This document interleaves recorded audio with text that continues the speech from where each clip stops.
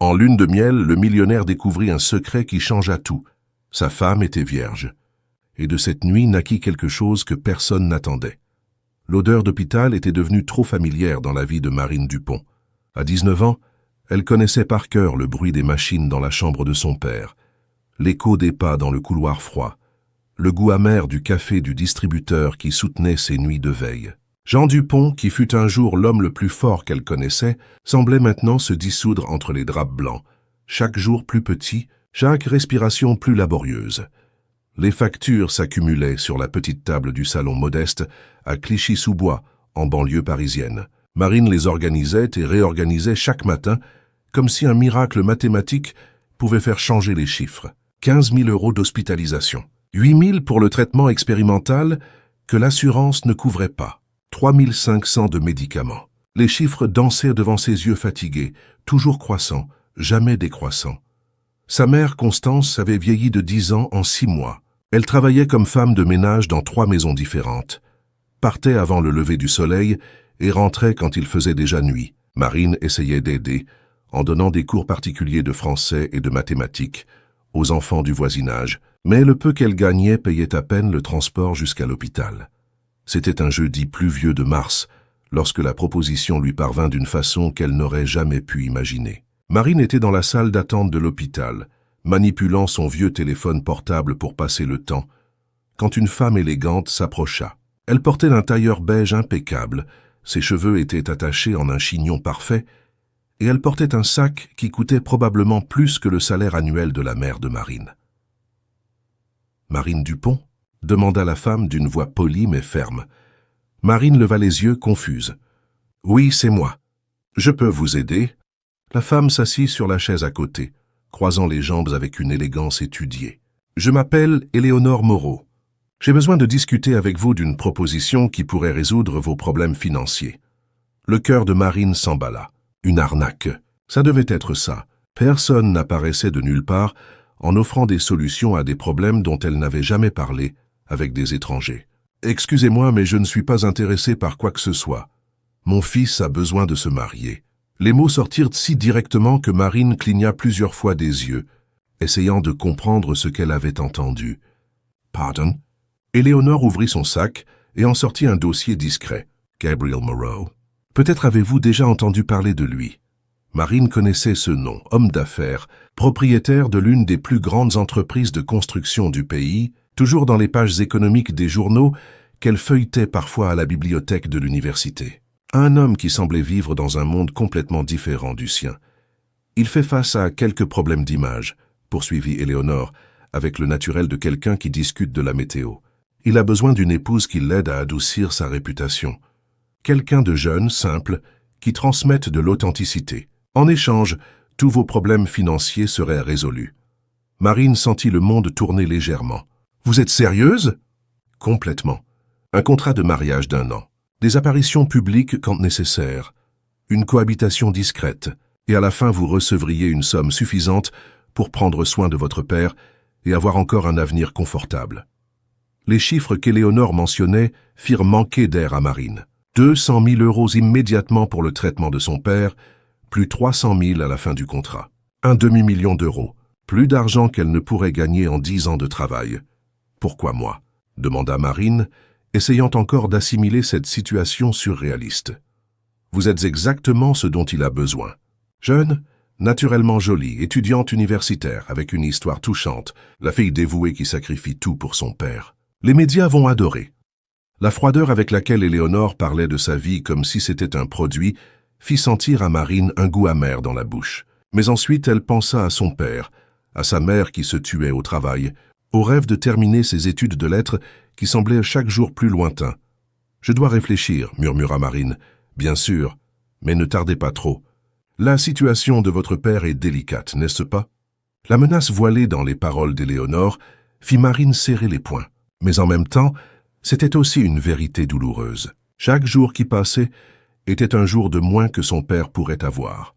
Cette nuit-là, Marine resta éveillée tard dans la petite cuisine de la maison, regardant les factures étalées sur la table. Sa mère dormait sur le canapé du salon, trop épuisée pour aller jusqu'à la chambre. Le silence de l'aube n'était rompu que par le tic-tac de l'horloge murale et le son lointain du trafic périphérique. Elle essaya d'imaginer comment ce serait.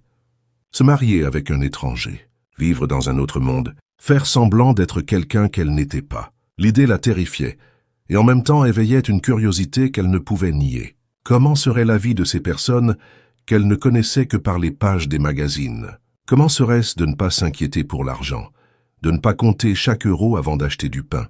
Mais il y avait quelque chose de plus profond qui la troublait. À 19 ans, Marine n'avait jamais eu de relation sérieuse. Quelques flirts à l'école, quelques baisers timides lors de fêtes d'amis, mais rien de plus. Elle avait toujours été timide, concentrée sur ses études et ses derniers mois, complètement absorbée par la maladie de son père. L'idée de se marier sans amour, de donner sa première fois à un étranger uniquement pour de l'argent, lui donnait un mélange de dégoût et de désespoir. Mais alors elle pensait à son père qui s'excusait d'être malade, comme si c'était sa faute. À sa mère, qui prétendait ne pas pleurer dans la salle de bain. Au médecin qui parlait de traitements expérimentaux qui pourraient lui sauver la vie, mais qui coûtaient plus d'argent qu'il ne pourrait amasser en une vie entière. Le vendredi suivant, Marine était de retour à l'hôpital quand son téléphone sonna. Numéro inconnu. « Marine ?» C'était Léonore Moreau. « Avez-vous réfléchi à notre conversation ?»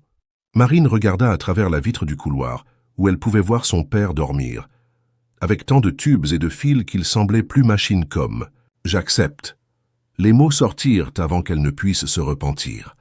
Il y eut une pause de l'autre côté de la ligne. « Excellent. Pouvons-nous nous rencontrer demain pour régler les détails? Vous connaissez les Galeries Lafayette ?» Marine faillit rire. Bien sûr qu'elle les connaissait, mais seulement pour être passée devant en bus. « Oui, je connais. Café Angelina, 2e étage, 2 heures de l'après-midi. » Le samedi arriva avec une pluie fine qui semblait ne jamais finir. Marine prit 3 bus pour arriver aux Galeries Lafayette, portant son seul beau vêtement, une robe bleu foncé qu'elle avait achetée pour son baccalauréat 2 ans auparavant. Ses mains transpirèrent pendant tout le trajet, et elle dut les essuyer sur sa robe plusieurs fois. Le centre commercial était un autre monde, des personnes élégantes se promenant avec des sacs de marque qu'elle savait à peine prononcer, des enfants habillés comme des poupées, des couples partageant des desserts qui coûtaient plus que son allocation mensuelle de transport. Marine se sentait comme une intruse, chacun de ses pas résonnant d'insécurité. Éléonore était déjà à table quand elle arriva, ponctuelle comme une horloge suisse. À ses côtés, un homme que Marine reconnut immédiatement des photos qu'elle avait recherchées sur Internet la veille. Gabriel Moreau avait 32 ans, mais paraissait plus. Non qu'il semblait vieux, mais parce qu'il portait une gravité qui pesait sur ses épaules. Cheveux châtains coiffés en arrière, yeux sombres qui semblaient analyser tout autour, mâchoire carrée qui restait tendue même au repos. Il portait une chemise blanche simple, mais Marine pouvait percevoir par la qualité du tissu, par la coupe parfaite, que rien en lui n'était vraiment simple. Gabriel, voici Marine. Éléonore fit les présentations avec la formalité d'une réunion d'affaires. Il leva les yeux de son téléphone et l'étudia pendant quelques secondes qui semblèrent éternelles. Marine sentit son visage chauffer sous son regard, mais ne détourna pas les yeux. Si elle allait faire cela, ce ne serait pas comme une enfant effrayée. « Enchanté », dit Gabriel tendant la main. Sa voix était grave, contrôlée. La poignée de main fut ferme, mais ne dura que le nécessaire. Ils s'assirent et Éléonore dirigea la conversation comme un chef d'orchestre. Elle expliqua les termes du contrat avec une précision qui montrait clairement que ce n'était pas la première fois qu'elle faisait quelque chose de similaire.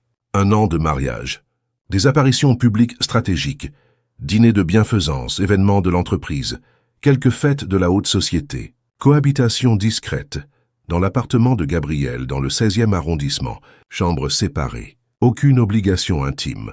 « Vous comprenez ce que signifie aucune obligation intime ?» demanda soudainement Gabriel, interrompant sa mère. Marine le regarda, essayant de ne pas montrer à quel point la question l'avait déconcerté. « Je comprends. »« Bien, » continua-t-il, tambourinant des doigts sur la table. « C'est un arrangement. » Professionnel, vous ne devez pas attendre de romances, de déclarations d'amour ou tout type d'implication émotionnelle.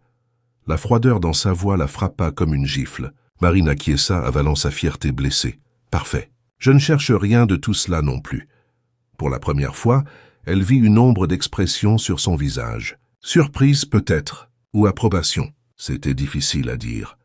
Les détails furent réglés avec l'efficacité d'une transaction bancaire. L'argent pour le traitement du père serait transféré lundi. Le mariage aurait lieu dans 3 semaines. Temps suffisant pour tout préparer et créer le récit que le service de presse de Gabriel diffuserait. L'histoire serait simple. Ils se sont rencontrés grâce au travail bénévole que Marine faisait dans un hôpital. Ce n'était pas un mensonge. Elle aidait vraiment d'autres familles à gérer la bureaucratie médicale. Ce fut un coup de foudre. Gabriel, l'homme d'affaires prospère mais solitaire, tomba amoureux de la simplicité et de la générosité de la jeune étudiante. Elle apporta de la lumière dans sa vie. C'était assez cliché pour fonctionner. « Vous aurez une équipe à disposition », expliqua Éléonore, remettant des cartes de divers professionnels. « Styliste personnel, coiffeur, esthéticienne. Vous devez être impeccable pour les apparitions. » Marine garda les cartes dans son petit sac, se sentant comme Alice tombant dans le terrier du lapin. « Et ma famille ?» Ils connaîtront la vérité, évidemment, mais ils signeront un accord de confidentialité. L'histoire officielle est la seule qui peut être racontée à quiconque en dehors de la famille.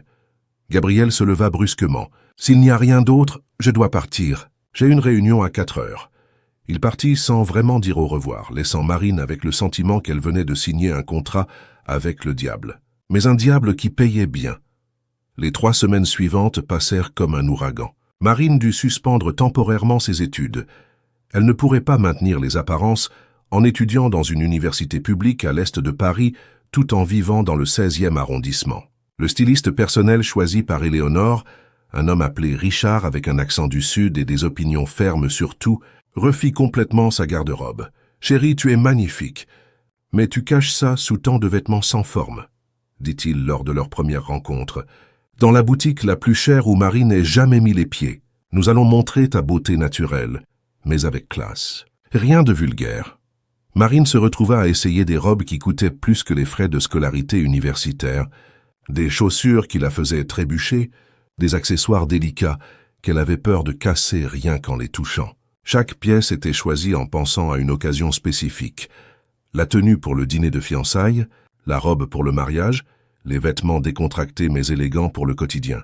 « Rappelle-toi, ma chérie, » disait Richard tout en notant tout dans un agenda rose vif, « tu n'achètes pas des vêtements, tu achètes un personnage. » Les paroles de Richard résonnèrent dans l'esprit de Marine tout au long du processus de transformation. Au salon de coiffure, où ils coupèrent 15 cm de ses longs cheveux et firent des mèches subtiles qui illuminaient son visage. À la clinique esthétique, où ils la convainquirent de faire une procédure qui rehaussait sa beauté naturelle. Au cours d'étiquette avec une dame française qui lui apprit comment s'asseoir, comment tenir le verre de vin, comment saluer des personnes importantes.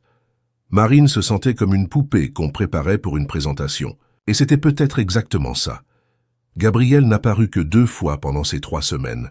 Une fois pour choisir les alliances, il précisa que c'était juste un symbole, sans signification réelle, et une autre pour rencontrer les parents de Marine. La visite à la maison de Clichy-sous-Bois fut tendue et surréaliste. Gabriel arriva dans une BMW noire, qui semblait un ovni garé dans la rue de terre. Des voisins s'approchèrent des fenêtres pour voir ce qui se passait. Marine eut honte de la petite maison, des murs qui avaient besoin d'une nouvelle peinture, des meubles simples du salon. Mais Gabriel fut poli avec ses parents. Il discuta avec son père du traitement, assura qu'il aurait les meilleurs médecins. Il complimenta le gâteau au chocolat que sa mère avait fait spécialement pour l'occasion. Il ne montra aucun inconfort visible, bien que Marine remarqua comment il évitait soigneusement de toucher toute surface. « Il semble être un bon garçon », murmura sa mère, tandis que Gabriel parlait avec son père dans le salon. Froid mais respectueux. Marine ne sut quoi répondre. Gabriel était une énigme pour elle.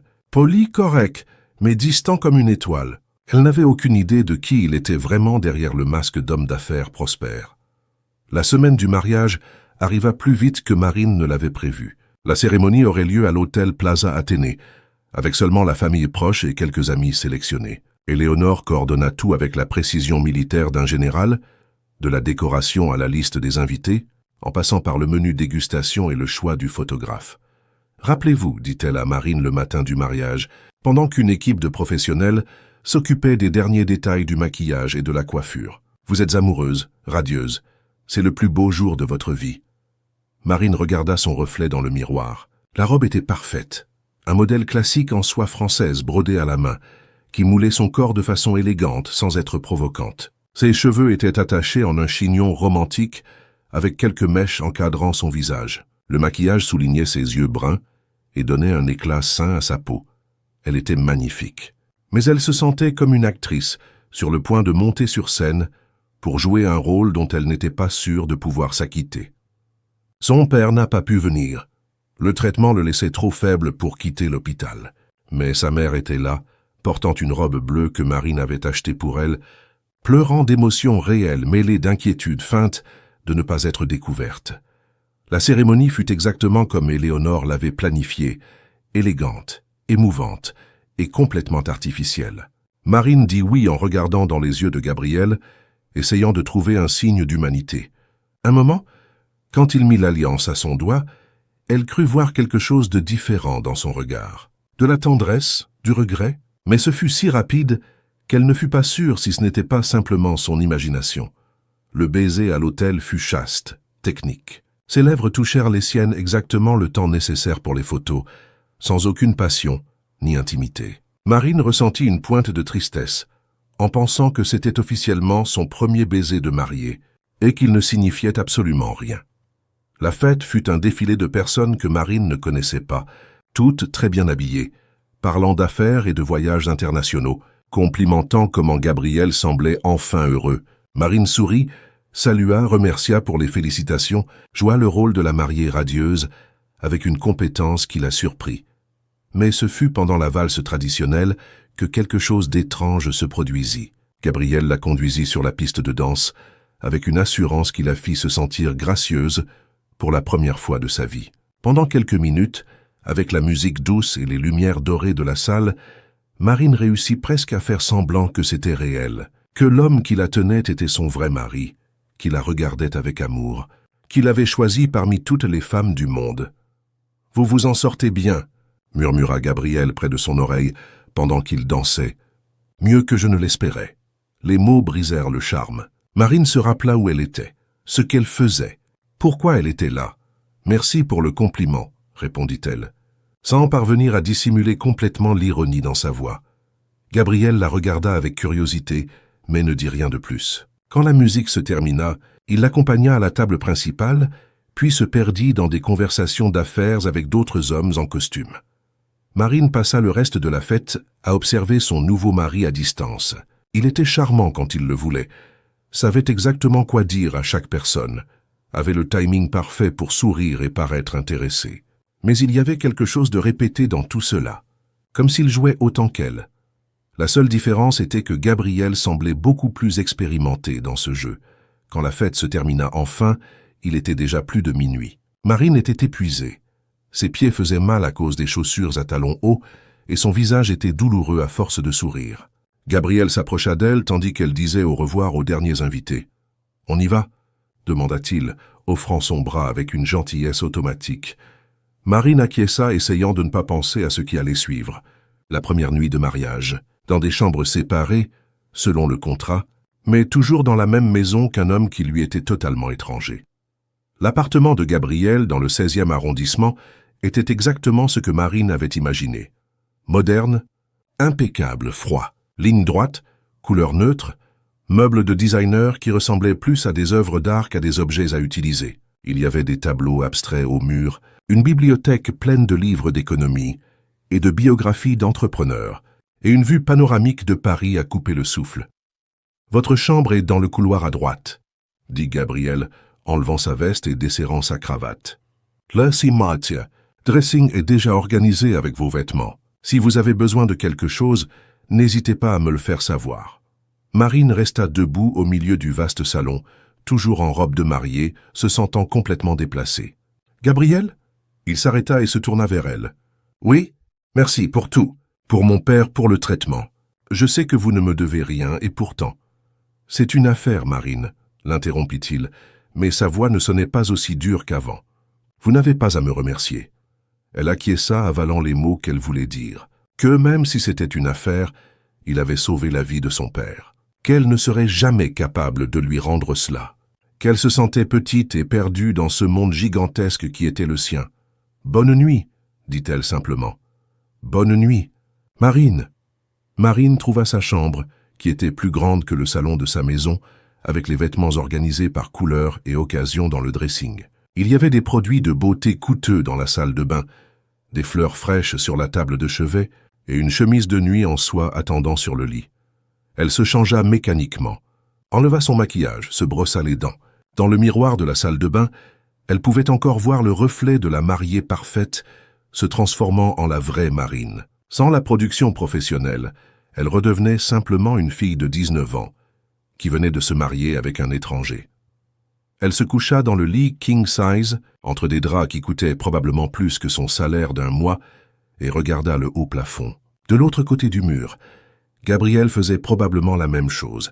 Deux étrangers unis par un contrat, partageant le même toit, portant des secrets qu'eux-mêmes ne comprenaient pas complètement. Marine ferma les yeux et essaya de dormir. Mais le silence de l'appartement était perturbant, après une vie entière à entendre les bruits de la ville, par la fenêtre sans double vitrage. Elle pensa à son père à l'hôpital, probablement déjà endormi grâce aux médicaments. À sa mère à la maison, seule pour la première fois en 20 ans, à comment sa vie avait complètement changé en quelques heures. Avait-elle fait le bon choix? Il n'y avait plus de retour maintenant. Pour le meilleur ou pour le pire, pendant les 12 prochains mois, elle serait Marine Moreau, épouse de Gabriel, une femme qu'elle ne savait même pas encore vraiment être. Dehors, Paris restait éveillé, pulsant avec l'énergie de millions de personnes poursuivant leurs rêves et leurs cauchemars. Et là, au 20e étage d'un immeuble du 16e arrondissement, deux personnes qui se connaissaient à peine essayèrent de découvrir comment vivre un mensonge qui, peut-être, pourrait devenir quelque chose ressemblant à la vérité. Les premiers jours de cohabitation furent une danse étrange entre deux personnes essayant d'occuper le même espace sans se toucher. Marine se réveillait tôt, prenait son café seule dans la cuisine silencieuse, et Gabriel était déjà parti travailler avant qu'elle n'ouvre les yeux. Il rentrait tard, quand elle était déjà enfermée dans sa chambre, faisant semblant de dormir, tandis qu'elle écoutait ses pas dans le couloir de marbre. C'était comme vivre avec un fantôme poli qui laissait des notes sur le réfrigérateur. Réunion tardive aujourd'hui. Le dîner est en livraison. Demain, nous avons un événement caritatif à 8 heures. Robe bleue du dressing. Merci pour le petit déjeuner. Des mots corrects, cordiaux, complètement vides de toute émotion. Marine passait ses journées à explorer l'appartement comme une touriste en territoire étranger. Elle découvrit que Gabriel lisait beaucoup. Sa bibliothèque personnelle avait des centaines de livres, pas seulement sur les affaires, mais aussi de la littérature classique, de la philosophie, quelques romans qui semblaient en dehors du personnage froid qu'il présentait. Il y avait toute une section sur l'architecture et l'art, avec des livres en anglais et en français, qu'elle feuilletait sans comprendre grand-chose. Ce qui l'intriguait le plus était une guitare appuyée dans un coin du bureau, couverte d'une fine couche de poussière. Les cordes étaient lâches, comme si elles n'avaient pas été jouées depuis longtemps, mais il y avait quelques partitions manuscrites dans le tiroir du bureau. L'écriture était ferme, masculine, et les mélodies semblaient mélancoliques même sur le papier. Gabriel jouait de la guitare, composait de la musique. Il y avait un côté artistique caché derrière cet homme d'affaires. Marine se demandait quand était la dernière fois qu'il avait joué, pourquoi il avait arrêté, quelles histoires ses chansons gardaient. Les apparitions publiques commencèrent la 2e semaine de mariage. Le premier événement fut un dîner de bienfaisance à l'hôtel Negresco à Nice. Marine sentit son estomac se retourner pendant tout le vol. Elle n'avait jamais pris l'avion, n'était jamais sortie de Paris, n'avait jamais séjourné dans un hôtel 5 étoiles. Gabriel remarqua sa nervosité durant le vol. « Première fois ?» demanda-t-il, quand elle s'agrippa à l'accoudoir du siège pendant le décollage. « C'est si évident ?» Marine essaya de sourire, mais elle savait qu'elle était pâle. « Il n'y a pas de problème.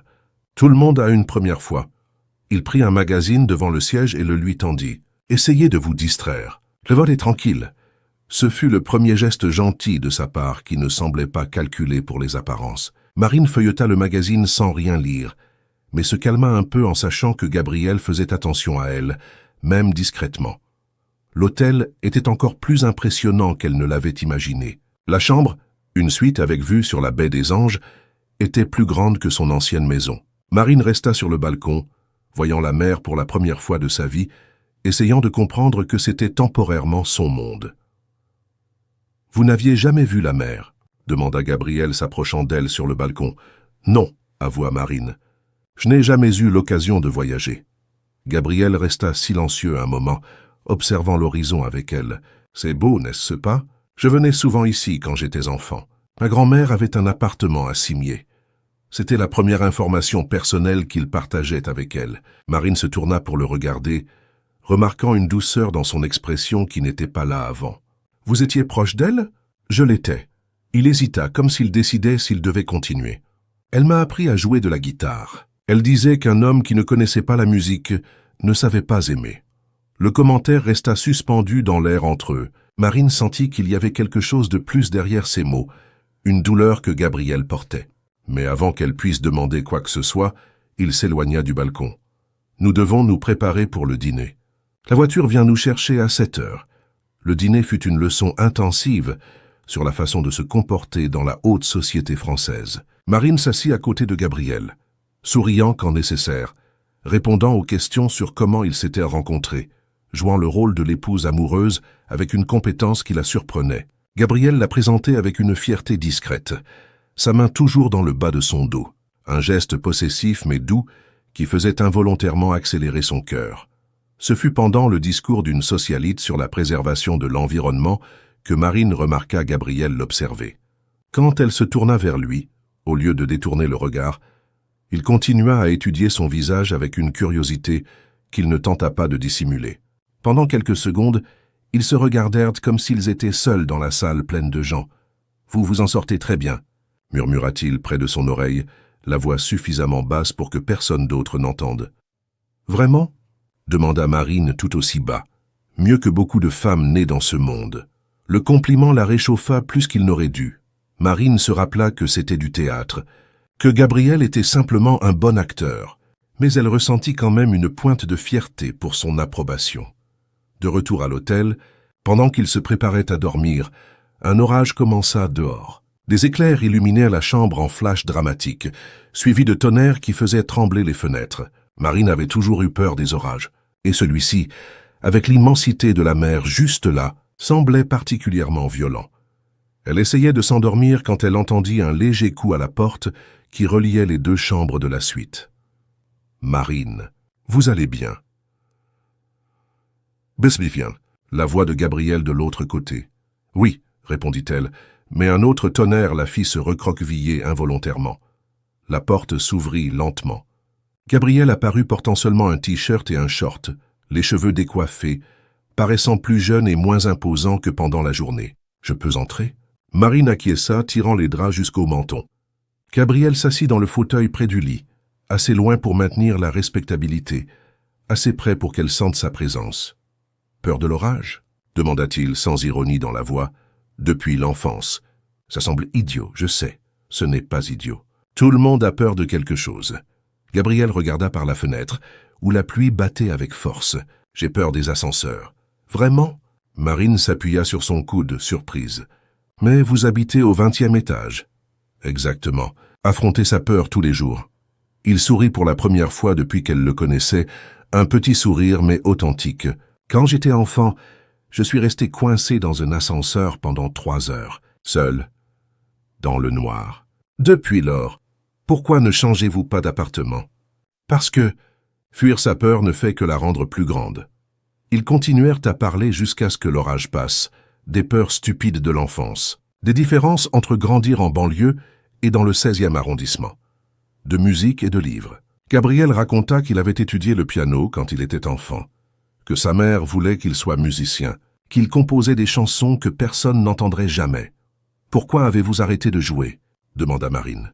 Gabriel resta silencieux un moment, parce que la musique nous rend vulnérables, et la vulnérabilité est dangereuse dans le monde des affaires, et dans le monde de la vie, dans le monde de la vie aussi. Il y avait une tristesse dans ces paroles que Marine ne put ignorer. Quelle blessure Gabriel portait-il qu'il avait fait construire des murs si hauts autour de son cœur? Quand ils retournèrent à Paris, quelque chose avait changé entre eux. Pas de l'amour, pas encore, mais une sorte de curiosité mutuelle. Gabriel commença à laisser des notes moins formelles. « Merci pour le café, c'était délicieux. J'ai aimé les fleurs que vous avez mises dans le salon. J'espère que vous avez bien dormi. »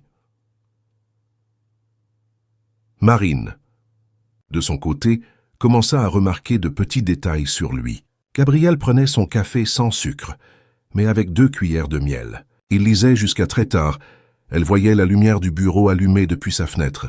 Parfois, elle entendait de la musique douce venant de sa chambre, toujours classique, toujours mélancolique. Il travaillait les week-ends, mais demandait toujours si elle avait besoin de quelque chose, avant de s'enfermer dans son bureau.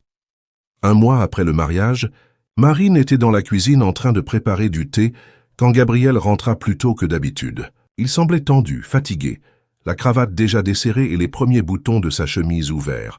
« Journée difficile », demanda-t-elle sans réfléchir, puis le regretta. Ce n'était pas son rôle de s'inquiéter de son bien-être. Gabriel s'arrêta en chemin vers le bureau et la regarda. « Très difficile. » Marine hésita, puis servit une deuxième tasse de thé, camomille avec du miel. Ma mère disait toujours que ça calme les nerfs. Il regarda la tasse tendue comme si c'était une pièce d'art abstrait. Puis il la prit et but une gorgée. « Merci, dit-il. » Et pour la première fois depuis qu'il s'était marié, il s'assit à la table de la cuisine avec elle, au lieu d'emporter le thé dans son bureau. « Vous voulez en parler ?» demanda Marine, puis se corrigea rapidement. « Pardon, ce ne sont pas mes affaires. »« Vous êtes ma femme, dit Gabriel, et il y avait quelque chose d'étrange dans la façon dont il prononça le mot. « Théoriquement, c'est bien vos affaires. » Marine rit mais s'arrêta quand elle réalisa qu'il ne plaisantait pas. « Gabriel, vous savez que notre mariage n'est pas réel. »« Il ne l'est pas ?» demanda-t-il la voix plus basse. « Nous vivons dans la même maison. Nous partageons les repas. Vous vous inquiétez pour moi quand je rentre à la maison. Je suis irrité quand vous sortez sans me dire où vous allez. Si ce n'est pas réel, qu'est-ce que c'est ?» La question la prit au dépourvu. Marine ne savait pas quoi répondre parce qu'elle se posait la même question depuis des semaines. Qu'était-ce qui grandissait entre eux? De l'amitié? De l'intimité? Quelque chose de plus dangereux? Je ne sais pas, avoua-t-elle. Gabriel tendit la main sur la table et toucha la sienne rapidement, un contact qui ne dura que quelques secondes mais fit battre le cœur de Marine. Moi non plus. Ils commencèrent à dîner ensemble quelques fois par semaine. Gabriel parlait de son travail, des problèmes avec les associés, de la pression des médias qui cherchaient toujours des défauts dans sa conduite d'entreprise. Marine parlait des livres qu'elle lisait de sa bibliothèque, des cours de langue qu'elle avait commencé à suivre en ligne, des conversations qu'elle avait avec son père à l'hôpital. Jean Dupont s'était considérablement amélioré avec le nouveau traitement. Les médecins étaient optimistes, parlant de rémission complète si tout continuait à progresser. Marine visitait son père 3 fois par semaine, revenant toujours à la maison les yeux brillants d'espoir. « Vous rayonnez quand vous parlez de lui », commenta Gabriel un soir, après qu'elle lui raconté les progrès de son père. « C'est mon héros », dit simplement Marine. « Il l'a toujours été. » Comment était-ce de grandir avec un père comme ça? La question la surprit. Gabriel ne demandait jamais à propos de sa famille, de sa vie avant le mariage. C'était sécurisant. Il me faisait sentir que je pouvais conquérir le monde, vous savez. Même quand nous n'avions pas d'argent pour quoi que ce soit, il trouvait un moyen de me faire sentir spécial. Gabriel acquiesça lentement. Ça doit être bien d'avoir cette sécurité. Vous ne l'avez pas eue? Mon père est mort quand j'avais 8 ans. Ma mère? Eh bien, Éléonore a toujours été plus une partenaire d'affaires qu'une mère, affectueuse à sa manière, mais distante. Marine commença à comprendre d'où venait la froideur de Gabriel. Un garçon qui a perdu son père tôt et a dû apprendre à être un homme seul avec une mère qui l'a probablement élevé pour être fort avant tout. « Je suis désolée, dit-elle. Ne le soyez pas. C'était il y a longtemps. » Mais Marine percevait que ce n'était pas il y a si longtemps. Gabriel était encore ce garçon effrayé qui avait appris à ne pas montrer de faiblesse, qui avait construit une armure émotionnelle pour se protéger du monde. Ce fut lors d'une soirée de mai, après un événement particulièrement épuisant, que les choses changèrent définitivement entre eux. Ils avaient participé à un gala de bienfaisance au Théâtre national de l'Opéra, où Gabriel fut honoré pour ses contributions à des projets sociaux. Marine le vit recevoir le prix, faire un discours éloquent sur la responsabilité sociale, sourire pour les photos, et réalisa que rien de tout cela ne l'émouvait vraiment. Dans la voiture, en rentrant à la maison, il était plus silencieux que d'habitude. « Vous ne sembliez pas heureux là-bas aujourd'hui », observa Marine. Gabriel regarda par la fenêtre la ville qui défilait. C'était tout du théâtre. « Ils me donnent des prix, parce que je donne de l'argent pour nettoyer leur conscience. Personne ne se soucie vraiment des projets, ils veulent juste apparaître en faisant la charité. Et vous vous en souciez ?» Il se tourna vers elle, comme si la question le surprenait. « Me soucier de quoi ?» Des personnes qui sont aidées, de faire une différence. Gabriel resta silencieux si longtemps que Marine pensa qu'il ne répondrait pas. Quand il parla, sa voix était plus basse, plus vulnérable qu'elle ne l'avait jamais entendue. J'avais l'habitude de m'en soucier. Quand j'ai commencé l'entreprise, je voulais construire des logements sociaux, faire des projets qui changeraient vraiment la vie des gens. Mais le marché, les pressions, vous vous adaptez, faites des concessions, jusqu'à ce qu'un jour vous vous réveilliez et ne vous reconnaissiez plus. Il n'est pas tard pour recommencer à s'en soucier. Vous croyez? Gabriel la regarda avec une expression qu'elle ne sut pas identifier. Parfois je vous regarde, et je me rappelle ce que c'est d'être authentique, ce que c'est de se soucier des bonnes choses. Le cœur de Marine battit plus vite. Il y avait quelque chose dans la façon dont il la regardait, une intensité qui n'était pas là avant. Gabriel, vous me donnez envie d'être une meilleure personne, Marine. Et cela m'effraie. Ils étaient arrivés à la maison, mais aucun d'eux ne fit mine de sortir de la voiture. Le chauffeur attendait discrètement. Mais Marine remarqua à peine sa présence. Tout son monde s'était réduit à l'intérieur de cette BMW, à l'homme à ses côtés qui s'ouvrait d'une manière qu'elle n'avait jamais espérée. « Pourquoi cela vous effraie-t-il » demanda-t-elle. « Parce que je ne suis pas bon pour être vulnérable. La dernière fois que j'ai baissé ma garde. » Gabriel ne termina pas la phrase, mais Marine sentit la douleur derrière les mots non dits. Il y avait une histoire là, une blessure qui saignait encore. « Que s'est-il passé » demanda-t-elle gentiment. Gabriel respira profondément, comme s'il se préparait à sauter d'une falaise. « J'étais fiancé, il y a 3 ans. Isabelle Cartier, fille d'un sénateur. Ça semblait parfait sur le papier. Même classe sociale, même éducation, mêmes objectifs. Marine ressentit une pointe de quelque chose qu'elle préféra ne pas identifier comme de la jalousie. Je suis tombé amoureux d'elle, vraiment.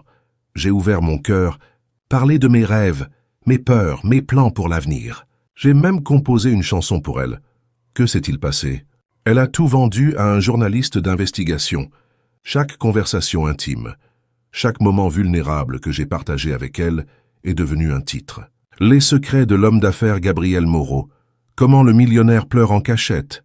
Les faiblesses derrière la fortune. C'était humiliant.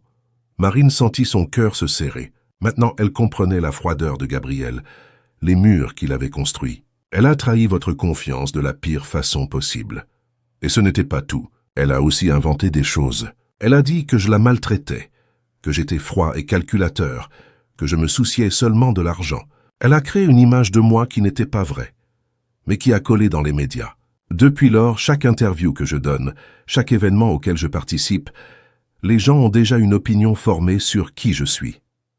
C'est pour ça que vous avez accepté ce mariage avec moi. Pour changer votre image. Au début, oui. Mais maintenant, Gabriel se tourna complètement vers elle sur le siège de la voiture. Maintenant, je ne sais plus ce que je fais. Ils se regardèrent en silence, la tension croissant entre eux comme un orage qui se forme. Marine pouvait sentir sa respiration, voir les petites lignes autour des yeux qui apparaissaient quand il était fatigué, remarquer comment ses mains tremblaient légèrement. « Nous devrions monter, dit-elle. » Mais sa voix sortit plus rauque qu'elle ne l'avait voulu. « Nous devrions, » Gabriel acquiesça, mais ne bougea pas. Marine ne bougea pas non plus. Ils restèrent là se regardant l'un l'autre, l'air épais de possibilités non dites. Elle pouvait voir la lutte interne en lui, le désir combattant la raison, le besoin de connexion luttant contre la peur de se blesser à nouveau. Ce fut Marine qui prit la décision. Elle se pencha vers lui, assez lentement pour qu'il puisse s'éloigner s'il le voulait. Mais Gabriel ne s'éloigna pas. Au lieu de cela, il la rencontra à mi-chemin, leurs lèvres se touchant dans un baiser qui n'avait rien de théâtral ou calculé.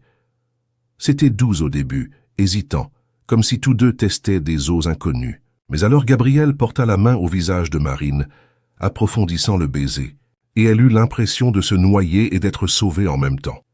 Quand ils se séparèrent, tous deux étaient essoufflés. « Marine, » commença Gabriel, mais elle posa un doigt sur ses lèvres. « Ne dites rien qui puisse gâcher cela, » murmura-t-elle. Ils montèrent à l'appartement en silence. La tension électrique entre eux presque visible. Dans l'ascenseur, Gabriel tint sa main, entrelaçant leurs doigts d'une façon qui semblait naturelle et intime. Marine regardait les chiffres des étages changer, essayant de ne pas penser à ce qui se passait, à ce qui pourrait arriver. Dans l'appartement, Gabriel l'emmena jusqu'au salon, où la vue de Paris s'étendait infiniment par la fenêtre. Les lumières de la ville clignotaient comme des étoiles tombées, créant une atmosphère magique qui fit oublier temporairement à Marine que cela avait commencé comme un contrat.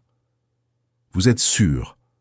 demanda Gabriel, ses mains sur les épaules d'elle, ses pouces traçant des cercles doux. Marine savait qu'il demandait bien plus que seulement cette nuit. Il demandait si elle était prête à traverser une ligne qu'ils ne pourraient plus défaire, à transformer ce qu'ils avaient en quelque chose de réel et de compliqué. « Je suis sûr, » répondit-elle, et c'était vrai.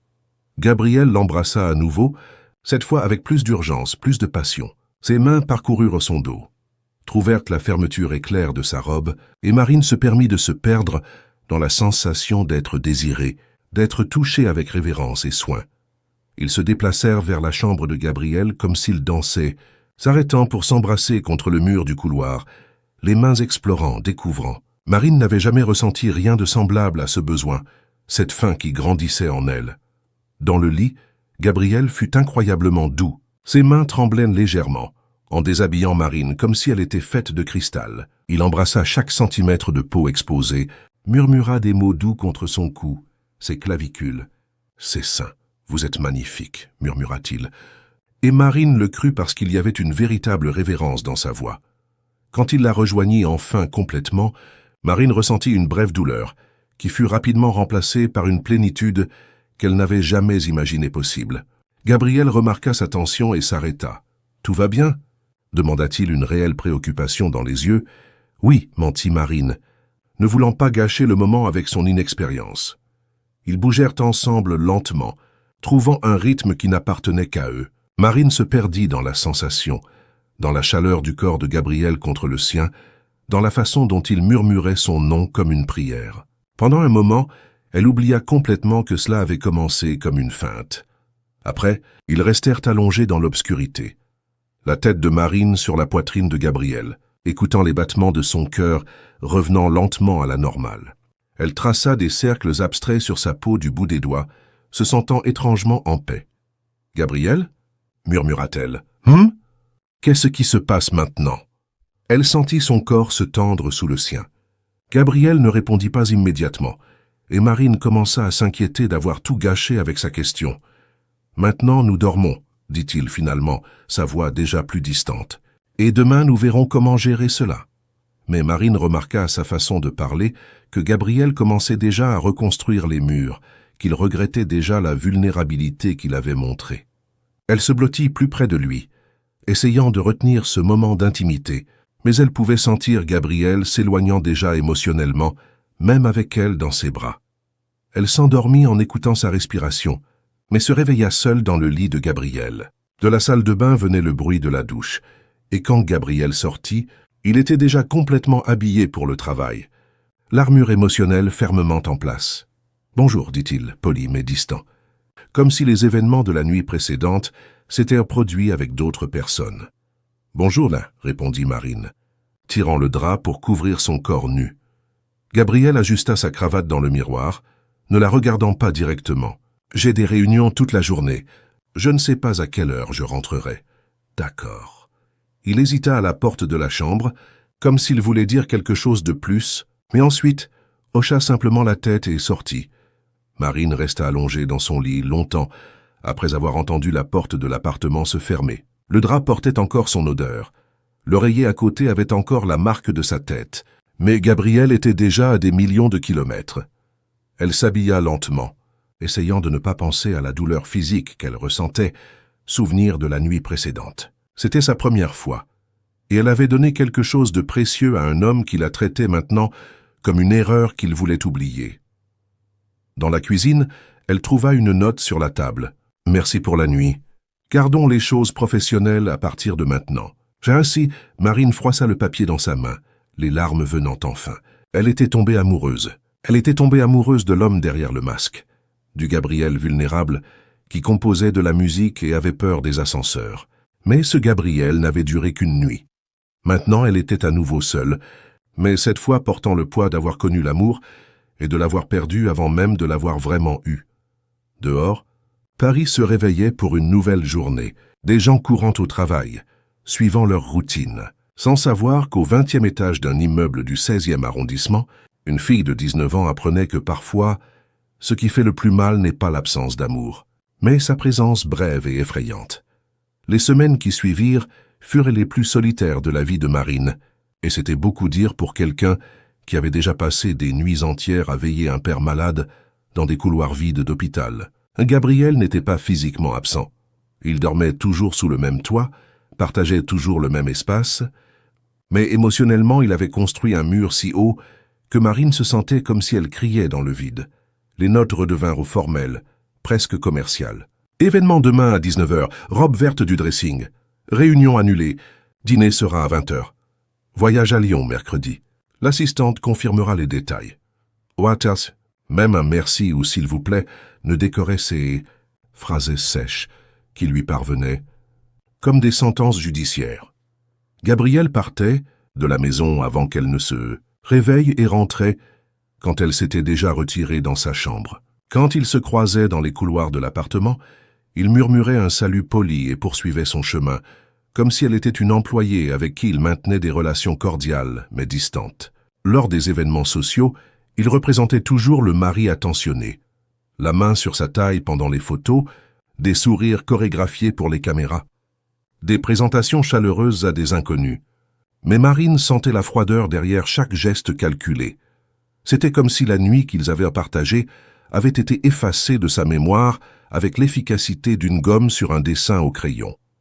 Mais Marine ne pouvait pas oublier. Elle se réveillait au milieu de la nuit en se souvenant du toucher de ses mains, de la façon dont il avait murmuré son nom contre la peau de son cou, de la vulnérabilité qu'elle avait vue dans ses yeux quand il s'était ouvert à propos d'Isabelle. Ça avait été réel, elle en était sûre. Pendant quelques heures, Gabriel avait baissé toutes ses défenses et s'était permis de ressentir quelque chose de sincère pour elle. Mais maintenant il les punissait tous les deux pour cette faiblesse, momentanée. Marine essayait de garder sa dignité. Elle ne mentionnait pas la nuit qu'ils avaient passée ensemble, ne demandait pas d'explication, ne suppliait pas pour de l'attention. Si Gabriel voulait faire semblant que rien ne s'était passé, elle ferait de même, du moins extérieurement. À l'intérieur, elle portait la douleur comme une blessure qui ne guérit pas, pulsant à chaque moment d'indifférence de sa part. 3 semaines après cette nuit-là, Marine se réveilla avec une violente nausée qui la fit courir aux toilettes. Elle vomit jusqu'à ce qu'il n'y ait plus rien dans son estomac, puis resta assise sur le sol froid en marbre, attendant que le monde cesse de tourner. Elle pensa que c'était peut-être un virus, peut-être le stress dû à la situation avec Gabriel, peut-être les cannellonis à la ricotta qu'elle avait mangés lors de l'événement la veille. Mais la nausée revint le lendemain. Et le jour suivant, toujours le matin, toujours violente, toujours suivie d'une fatigue qui lui donnait envie de retourner au lit et de dormir jusqu'à la fin des temps. Ce fut quand ces règles ne vinrent pas que Marine sentit le monde s'écrouler autour d'elle. Elle était assise sur le lit, regardant le calendrier sur son téléphone, comptant et recomptant les jours. 6 jours de retard. Elle avait toujours été régulière comme une horloge, même dans les moments les plus stressants de sa vie. 6 jours signifiaient une seule chose, et cette possibilité la terrifiait plus que tout ce qu'elle avait déjà affronté. Les mains tremblantes, Marine enfila un manteau et sortit de l'appartement. Gabriel était parti pour une réunion, comme toujours. Alors elle n'eut pas à donner d'explication. Elle prit un taxi jusqu'à une pharmacie loin du 16e arrondissement, dans une région où personne ne la reconnaîtrait comme l'épouse de Gabriel Moreau. Elle acheta 3 tests de grossesse différents, comme si la variété de marques pouvait changer le résultat. De retour à l'appartement, elle s'enferma dans la salle de bain de sa chambre et fit les 3 tests. Elle s'assit par terre et attendit, chaque seconde semblant 1 heure, chaque battement de cœur résonnant dans ses oreilles comme des tambours de « Ker, positif, positif, positif ». Marine regarda les 3 bâtonnets, sur le lavabo comme s'ils étaient des serpents. Venimeux.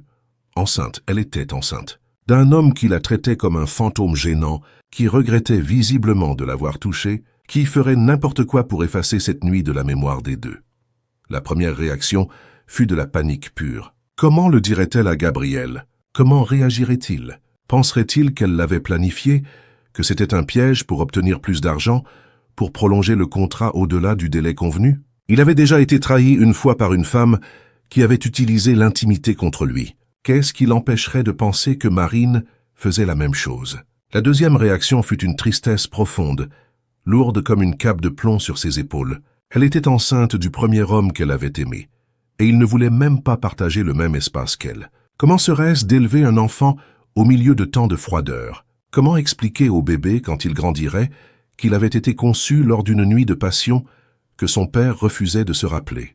La troisième réaction, qui vint des heures plus tard quand elle était allongée sur le lit, les genoux serrés contre sa poitrine, fut un amour féroce et protecteur pour cette vie minuscule qui grandissait en elle. Indépendamment de la façon dont elle avait été conçue, indépendamment des circonstances, cet enfant était le sien. Il faisait partie d'elle et, que Gabriel l'aime ou non, partie de lui aussi. Marine décida qu'elle ne lui dirait pas, du moins pas encore. Elle avait besoin de traiter la nouvelle, de comprendre ses options, de découvrir comment elle naviguerait dans cette situation impossible. Gabriel l'avait déjà rejeté une fois. Elle ne lui donnerait pas la chance de rejeter le bébé aussi. Cacher une grossesse à quelqu'un qui vivait dans la même maison s'avéra plus difficile qu'elle ne l'imaginait. Les nausées matinales étaient imprévisibles et violentes. Marine développa une routine de se lever plus tôt, vomir en silence, se brosser vigoureusement les dents et utiliser du parfum pour masquer toute odeur qui pourrait la trahir. Elle apprit à toujours avoir un bonbon au gingembre dans son sac, à éviter certaines odeurs qui lui donnèrent la nausée, à manger des biscuits salés avant de se lever du lit. Ses seins devinrent douloureux et gonflés, alors elle commença à porter des soutiens-gorge plus serrés pour dissimuler le changement. Les vêtements du dressing, auparavant trop larges pour son corps mince, commencèrent à serrer à la taille. Alors elle demanda au styliste personnel de faire quelques ajustements de style, achetant des pièces un peu plus larges. La fatigue était constante, un épuisement qui ne passait pas, peu importe combien elle dormait. Parfois, au milieu des événements sociaux, Marine avait l'impression de marcher à travers du coton, chaque mouvement exigeant un effort herculéen. Elle souriait pour les caméras et saluait des inconnus avec l'énergie qu'elle pouvait rassembler, mais à l'intérieur, elle se défaisait. Gabriel semblait ne rien remarquer. Ou s'il remarquait, il ne commentait pas. Il continuait la routine d'étrangers polis, partageant le même espace, lui perdu dans ses affaires, et elle perdue dans son secret de plus en plus grand. Ce fut lors d'un événement au musée de la langue française, une inauguration caritative, à laquelle Gabriel avait généreusement contribué, que Marine sentit les premiers signes qu'elle ne pourrait pas maintenir la façade beaucoup plus longtemps. Elle était enceinte de 6 semaines, bien que personne ne le sache, et les symptômes s'intensifiaient. L'événement était élégant, plein de personnalités de la culture et des affaires parisiennes. Marine portait une robe bleu marine qui dissimulait bien les petits changements dans son corps, et elle avait réussi à contrôler la nausée matinale avec du thé au gingembre et de la volonté. Tout semblait bien se dérouler jusqu'à ce qu'elle sente l'odeur de la nourriture servie au cocktail. Ce fut comme si une vague de nausée l'avait frappée avec la force d'un tsunami. L'arôme de crevettes, mélangé au parfum lourd d'une dame à côté et à l'odeur des fleurs de l'arrangement central, créa une combinaison toxique qui fit violemment retourner l'estomac de Marine. Elle essaya de s'éloigner discrètement, murmura une excuse à propos d'aller aux toilettes, mais avant de pouvoir faire 2 pas, le monde commença à tourner. La dernière chose qu'elle vit fut l'expression d'alarme sur le visage de Gabriel, tandis qu'elle s'effondrait sur le sol de marbre du musée. Marine se réveilla sur une civière à l'infirmerie du musée, avec un médecin vérifiant ses signes vitaux et Gabriel debout à côté, le visage masquant une inquiétude contrôlée. « Comment vous sentez-vous » demanda le médecin une dame aux cheveux gris et à l'expression maternelle. « Étourdie » admit Marine, essayant de s'asseoir et regrettant immédiatement quand le monde oscilla à nouveau. « La tension artérielle est basse. Et vous semblez déshydraté » expliqua la médecin. « Quand avez-vous mangé quelque chose de consistant pour la dernière fois ?» Marine essaya de se rappeler. Ces dernières semaines, manger était devenu une bataille constante contre la nausée. Ce matin, je crois. « Quelle heure est-il » demanda Gabriel, tendu. « 8 heures du soir, » répondit la médecin. « Elle a besoin de mieux s'alimenter et de se reposer. Monsieur Moreau, votre épouse semble être sous beaucoup de stress. Il serait peut-être bon qu'elle fasse quelques examens, vérifier que tout va bien. » Gabriel acquiesça mécaniquement, mais Marine pouvait voir la frustration dans ses yeux. Une épouse qui s'évanouit lors d'événements publics ne faisait pas partie du plan de reconstruction de son image. « Puis-je parler à mon épouse en privé ?» demanda Gabriel, et la médecin acquiesça, quittant la petite salle. Dès qu'ils furent seuls, Gabriel se tourna vers Marine avec une expression qu'elle ne put complètement déchiffrer. Il y avait de l'inquiétude, mais aussi de l'irritation, et quelque chose de plus profond qu'elle ne sut pas identifier. « Qu'est-ce qui se passe avec vous » demanda-t-il, la voix basse mais intense. « Rien, je suis juste fatigué. » La fatigue ne vous fait pas vous évanouir au milieu d'un événement plein de photographes. Marine ferma les yeux, sentant les larmes menacées de déborder. Elle était épuisée de porter ce secret seule, épuisée de faire semblant que tout allait bien quand son monde avait basculé. « Marine !» Gabriel s'approcha de la civière, la voix plus douce. « Que se passe-t-il? Vous pouvez me le dire ?» Ce fut la gentillesse inattendue dans sa voix qui brisa toutes les défenses de Marine. Les larmes commencèrent à couler avant même qu'elle puisse former les mots.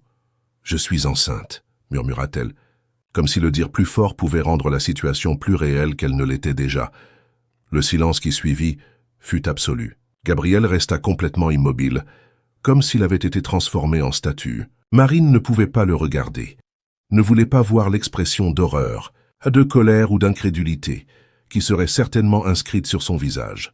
« Enceinte » répéta Gabriel, et sa voix sonnait étrange, distante. « Je sais ce que vous pensez » s'empressa de dire Marine, sans toujours pouvoir le regarder. « Que j'ai planifié cela, que c'est un piège, que j'essaie d'obtenir plus d'argent ou de prolonger le contrat. Mais je jure devant Dieu que je n'ai pas... » « Marine » sa voix l'interrompit plus ferme. « Regardez-moi » Elle se força à lever les yeux, prête à voir de la colère ou de l'accusation.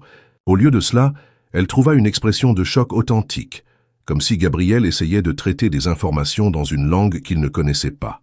« Vous êtes sûr ?» demanda-t-il. Marine acquiesça, sortant de son sac un des tests de grossesse qu'elle avait gardés. Gabriel regarda l'objet comme si c'était un artefact extraterrestre. « Depuis combien de temps le savez-vous » ? « 1 semaine. » La voix de Marine sortit brisée. « Je ne savais pas comment vous le dire. Vous me parlez à peine depuis que... Depuis cette nuit-là, je pensais que vous penseriez que j'avais... Que vous aviez quoi? Que je l'avais fait exprès. Pour vous retenir, pour obtenir plus d'argent. » Gabriel passa la main dans ses cheveux, un geste que Marine reconnut comme signe qu'il luttait pour traiter la situation. « Et vous l'avez fait. » La question la frappa comme une gifle. Marine s'assit sur la civière, ignorant l'étourdissement, et regarda directement dans ses yeux. « Non, dit-elle fermement, je ne ferai jamais ça. À personne, encore moins à vous. Pourquoi encore moins à moi ?» Marine hésita. Serait-ce le moment d'admettre qu'elle était tombée amoureuse de lui, que cette nuit avait tout signifié pour elle, alors que pour lui c'était clairement une erreur qu'il voulait oublier, parce que vous avez déjà été trahi avant, parce que vous avez déjà souffert avec quelqu'un qui a utilisé l'intimité contre vous. Je ne ferai jamais ça. Gabriel l'étudia en silence pendant un long moment. Marine pouvait presque voir les pensées se heurtant dans son esprit, essayant de trouver un ordre dans le chaos. « C'était votre première fois, » dit-il soudainement. Et ce n'était pas une question. Marine sentit son visage chauffer. « Comment vous... » J'aurais dû m'en apercevoir cette nuit-là. J'aurais dû être plus prudent, plus lent.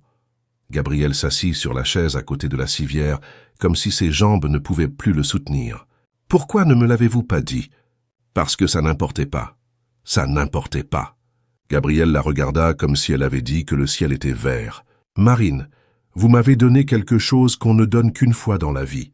Et je vous ai traité comme une aventure d'une nuit que vous vouliez oublier, » termina Marine, et la douleur dans sa voix était impossible à dissimuler. Gabriel ferma les yeux et appuya son visage dans ses mains. « Mon Dieu, qu'ai-je fait ?»« Vous vous êtes protégé, » dit Marine, surprise par sa propre compréhension. « Je comprends. Vous avez eu peur de ce que vous ressentiez. Alors vous êtes retourné dans votre zone de sécurité. Je comprends, Gabriel. Vous comprenez ?» Il leva la tête et la regarda avec une expression d'incrédulité. « Marine, j'ai pris votre virginité et ensuite je vous ai traité comme si vous étiez invisible. Vous portez mon enfant et je n'ai même pas remarqué que vous étiez malade. Quel genre d'homme cela fait-il de moi ? Un homme effrayé, répondit doucement Marine. Un homme qui a appris à se protéger parce qu'il a déjà été blessé. » Gabriel se leva brusquement et commença à marcher d'un côté à l'autre de la petite salle. « Un enfant, » murmura-t-il comme s'il se parlait à lui-même. « Nous allons avoir un enfant. »« Je vais avoir un enfant, » le corrigea Marine. « Vous n'avez pas à vous sentir obligé de quoi que ce soit. Le contrat peut continuer comme prévu. Après l'année, je retourne à ma vie, j'élève le bébé seul et vous êtes libre de... » « Libre de quoi ?» Gabrielle s'arrêta de marcher et la fixa. De faire semblant que j'ai un enfant dans le monde que je ne connais pas? De vous laisser élever mon enfant seul pendant que je fais comme si rien de tout cela n'était arrivé? Si c'est ce que vous voulez, vous n'avez pas la moindre idée de ce que je veux, dit Gabrielle, et il y avait une intensité dans sa voix que Marine n'attendait pas. Parce que je ne le sais pas moi-même. Ils restèrent silencieux, le poids de la révélation planant sur eux comme un nuage d'orage. Marine essayait de lire les expressions qui se succédaient sur le visage de Gabrielle. Choc, confusion, quelque chose qui pourrait être de la panique, et sous tout cela quelque chose de plus profond qu'elle ne pouvait pas identifier. « Vous voulez avoir cet enfant ?» demanda finalement Gabrielle. La question la surprit par sa simplicité et son honnêteté. « Oui, répondit-elle sans hésiter. Oui, je le veux. Même en sachant que ce sera difficile, même en sachant que je suis un désastre émotionnel, qui ne sait même pas comment maintenir une conversation civilisée avec vous. » Malgré tout, Marine faillit sourire, spécialement en sachant cela. Gabrielle la regarda pendant un long moment, comme s'il la voyait pour la première fois. « Vous êtes plus forte que je ne méritais de rencontrer. » Gabrielle, non. Il leva la main l'interrompant. « Laissez-moi parler. Cette nuit-là, quand nous étions ensemble, c'était la première fois en 3 ans que je me sentais vivant, réel. Et cela m'a tellement effrayé que j'ai fait la seule chose que je sais bien faire. Je me suis caché derrière mes défenses et j'ai fait semblant que rien ne s'était passé. » Marine sentit son cœur s'accélérer. « Et maintenant? Maintenant j'ai découvert que vous portez mon enfant et je ne peux plus faire semblant que rien ne s'est passé. » Gabrielle s'approcha à nouveau de la civière mais ne la toucha pas. « Et j'ai découvert que vous étiez vierge, que vous m'avez donné quelque chose de précieux et je l'ai jeté comme si ça ne valait rien. » Vous ne l'avez pas jeté. Si, je l'ai fait. Je vous ai traité comme une erreur que je voulais corriger, alors que vous étiez... Quand cette nuit était... Quoi, Gabrielle? Qu'était cette nuit pour vous? Il la regarda dans les yeux, et Marine y vit de la vulnérabilité, de la peur, mais aussi quelque chose qui fit son cœur bondir d'espoir. C'était la nuit où je suis tombé amoureux de vous, admit-il, les mots sortant comme une confession douloureuse. Et cela m'a tellement terrifié que j'ai préféré vous blesser pour me protéger. Marine sentit les larmes revenir. Mais maintenant, c'étaient des larmes de soulagement, d'un espoir qu'elle n'osait pas ressentir. « Gabrielle, je sais que je n'ai pas le droit de demander cela après la façon dont je vous ai traité, continua-t-il, la voix se brisant légèrement. Mais pourriez-vous me donner une chance? Une chance de réparer cela, d'être l'homme que vous et notre enfant méritez? » Marine tendit la main, et après un moment d'hésitation, Gabrielle la prit. Ses doigts tremblaient légèrement, comme s'il touchait quelque chose de sacré. « Nous pouvons essayer, murmura-t-elle. Mais j'ai besoin de savoir que vous ne fuirez pas à nouveau quand vous aurez peur. »« J'aurai peur, admit Gabrielle. Je vais me tromper. Je vais dire les mauvaises choses. Je voudrais me cacher quand les choses deviendront trop intenses. Mais je promets que je ne fuirai pas. Pas de vous. Pas de notre enfant. » De l'autre côté de la petite salle, Marine pouvait entendre les bruits de l'événement qui continuait. Conversation, rire, le tintement des verres. Le monde continuait de tourner, indifférent au fait que 2 personnes venaient de découvrir que leur vie avait changé pour toujours. « Le médecin voudra que je fasse des examens, » dit Marine, essayant de revenir à la réalité pratique. « Alors nous ferons des examens. Les meilleurs médecins, les meilleurs soins prénataux. » Gabrielle serra sa main. « Et je serai avec vous à chaque consultation, si vous le voulez. »« Je le veux, » dit Marine, et pour la première fois depuis des semaines, elle sourit sincèrement. Gabrielle lui rendit son sourire, un petit sourire mais réel, et Marine y vit l'homme dont elle était tombée amoureuse, l'homme vulnérable qui composait des chansons et avait peur des ascenseurs, l'homme qui s'était caché si longtemps qu'il avait oublié comment être authentique. « On rentre à la maison ?» demanda-t-il. Marine acquiesça. « On rentre à la maison. » Quand ils sortirent de la salle, Gabrielle ne lâcha pas sa main, et quand ils arrivèrent à la voiture, il lui ouvrit la porte avec une gentillesse qui n'était pas pour les caméras, mais pour elle. Pendant tout le trajet de retour à l'appartement, ils restèrent main dans la main, en silence, traitant tout ce qui avait changé entre eux. Marine regardait par la fenêtre la ville qui défilait et pensait que peut-être, juste peut-être, cette nuit ne marquait pas la fin de quelque chose, mais le début de quelque chose de complètement nouveau, quelque chose de réel, quelque chose qui valait toute la peur et toute l'incertitude qui viendrait certainement. En elle, Une vie minuscule grandissait, les connectant d'une façon qu'aucun contrat ne pourrait jamais faire. Et à côté d'elle, Gabrielle tenait sa main comme si elle était la chose la plus précieuse du monde. Pour l'instant, c'était suffisant. La transformation de Gabrielle ne se produisit pas du jour au lendemain, mais Marine pouvait percevoir les changements subtils qui s'accumulaient comme des gouttes formant une rivière. Le lendemain de la révélation de sa grossesse, elle se réveilla avec l'odeur du café frais et des crêpes venant de la cuisine. En descendant, elle trouva Gabrielle debout devant la cuisinière, portant encore la chemise de la veille, mais avec les manches retroussées et la cravate jetée sur une chaise. « J'ai pensé que vous pourriez avoir faim, dit-il, sans se retourner. Mais Marine pouvait entendre l'insécurité dans sa voix. J'ai lu sur Internet que les femmes enceintes doivent manger toutes les 3 heures. Marine s'approcha lentement. Encore en train de traiter la vision de Gabriel Moreau, l'homme d'affaires implacable, préparant le petit déjeuner comme un mari attentionné. « Vous cuisinez ?» Ma grand-mère m'a appris quelques bases. Je n'ai jamais eu besoin de les utiliser, mais... Il se tourna vers elle, et Marine vit qu'il avait de la farine sur le visage. J'ai pensé que je pourrais apprendre. C'était un petit geste, presque insignifiant, mais pour Marine, il représentait une révolution. Gabriel essayait. Il s'efforçait d'être présent, de prendre soin d'elle, de s'adapter au rôle de compagnon qu'il avait lui-même rejeté quelques semaines auparavant. « Ça sent délicieusement bon, dit-elle, et le sourire soulagé qui illumina le visage de Gabriel valait tous les inconforts des derniers jours. Ils prirent le petit déjeuner ensemble pour la première fois depuis leur lune de miel forcée, parlant de choses simples, le temps, les engagements de la journée, un article que Gabriel avait lu sur le développement fœtal. Ce n'était pas l'intimité profonde que Marine désirait, mais c'était un début. C'était Gabriel essayant de construire des ponts au-dessus de l'abîme qu'il avait lui-même creusé. La première consultation médicale fut fixée pour la semaine suivante, dans la meilleure clinique obstétrique de Paris. Gabriel insista pour y aller ensemble, allant jusqu'à annuler une réunion importante, chose que Marine savait être impensable pour l'homme qu'elle avait connu quelques mois auparavant.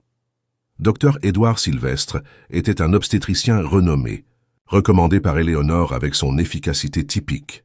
Un homme dans la cinquantaine, cheveux grisonnants et manières paternelles qui mirent immédiatement Marine à l'aise. « Première grossesse ?» demanda-t-il tout en examinant les analyses de sang que Marine avait faites. « Oui », répondit Marine, essayant de ne pas montrer sa nervosité. « Et le papa? Comment prend-il la nouvelle ?» Dr Sylvestre sourit à Gabriel, qui était assis sur la chaise à côté de la table d'examen, tendu comme s'il était dans une réunion d'affaires particulièrement difficile. Encore en train de l'assimiler, admit Gabriel, et Marine apprécia son honnêteté. C'est normal. La paternité est l'une des plus grandes transformations qu'un homme puisse vivre. Mais d'après ce que je vois ici, le médecin pointa vers l'écran de l'échographie, vous avez un bébé en bonne santé qui se développe très bien. Le moment où ils virent le bébé sur l'écran de l'échographie fut transformateur pour tous les deux. Une petite tache en mouvement, avec un cœur battant à une vitesse impressionnante. Marine sentit des larmes aux yeux, mais ce fut Gabriel qui la surprit. Elle vit quand il serra les poings, quand il déglutit, quand ses yeux se remplirent d'eau.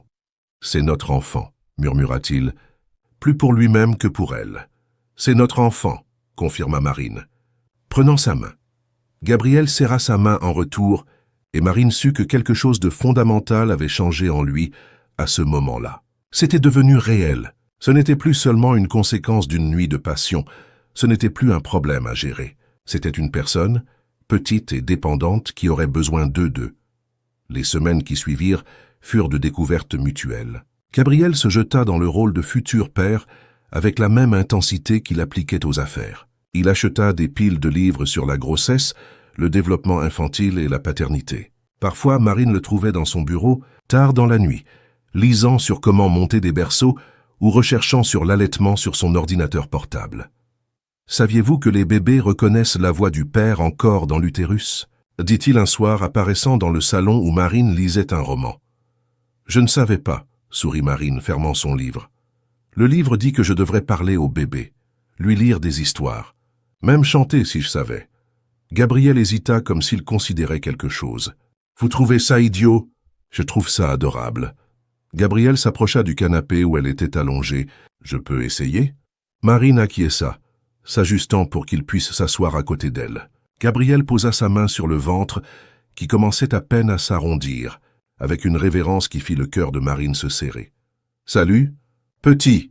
dit-il, la voix plus douce que Marine ne l'avait jamais entendue. « C'est moi, ton père. Je sais qu'il est encore tôt, et que tu peux à peine m'entendre, mais je veux que tu saches que je t'aime déjà beaucoup. » Marine ferma les yeux, essayant de ne pas pleurer. C'était le Gabriel qu'elle avait entrevu cette première nuit ensemble. L'homme vulnérable, capable d'aimer profondément, qui se cachait derrière tant de défense. « Ta maman est la femme la plus courageuse que j'ai jamais rencontrée, » continua Gabriel, ses doigts traçant des cercles doux sur le ventre de Marine. « Elle va t'apprendre des choses que je ne sais même pas qui existent. Elle va te montrer comment être fort sans être dur, comment se soucier sans se blesser. » « Gabriel, » murmura Marine. « Et je vais apprendre avec vous deux, » dit-il, la regardant. « Je vais apprendre à être le père que vous méritez. » Ce fut cette nuit-là qu'ils dormirent à nouveau ensemble, mais d'une façon complètement différente. Il n'y eut pas de passion urgente ou de désir désespéré. Gabriel s'allongea simplement à côté de Marine, la tête appuyée près de son ventre, la main protégeant le bébé qui grandissait là-dedans. C'était une intimité, d'un genre plus profond, l'intimité de deux. Personne qui construisait une famille. Marine se réveilla le lendemain matin se sentant plus complète qu'elle ne l'avait jamais été. Gabriel était encore là. Il n'avait pas fui pendant la nuit. Il n'avait pas érigé de nouvelles murailles. Il était là, engagé, présent, réel. Mais tout ne fut pas des jours tranquilles. Quand Marine était dans son 5e mois de grossesse, avec le ventre déjà bien visible et les préparatifs pour le bébé en plein cours, le passé de Gabriel revint les hanter d'une façon que ni l'un ni l'autre n'avait prévue. Ce fut lors d'un événement caritatif à l'Hôtel Royal, à Paris, que Marine vit Isabelle Cartier pour la première fois. Elle la reconnut immédiatement, grâce aux photos qu'elle avait recherchées des mois auparavant, quand elle essayait de comprendre la blessure qui saignait dans le cœur de Gabriel. Isabelle était exactement comme Marine l'avait imaginé. Grande, blonde, élégante d'une façon qui semblait naître de la confiance de quelqu'un qui a toujours tout eu. Elle portait une robe rouge qui coûtait plus qu'une voiture populaire, des bijoux qui scintillaient sous les lumières de la salle et un sourire qui promettait des problèmes. « Gabriel, mon cher. » Isabelle s'approcha d'eux pendant le cocktail, ignorant complètement Marine. « Quelle surprise de te trouver ici. » Gabriel se tendit à côté de Marine, mais garda sa composition. « Isabelle, je ne savais pas que tu étais à Paris. Je suis revenu la semaine dernière. » Lyon devenait ennuyeux. Isabelle tourna finalement son attention vers Marine, ses yeux parcourant le ventre proéminent avec une expression qui mélangeait curiosité et dédain. « Et celle-ci doit être la fameuse épouse. Marine, n'est-ce pas ?»« Marine Moreau », se présenta-t-elle, tendant la main avec une politesse qui coûta un effort. Isabelle serra sa main avec une force inutile. Comme c'est intéressant. Gabriel a toujours eu des goûts éclectiques. L'insinuation derrière les mots était claire, et Marine sentit son visage chauffer.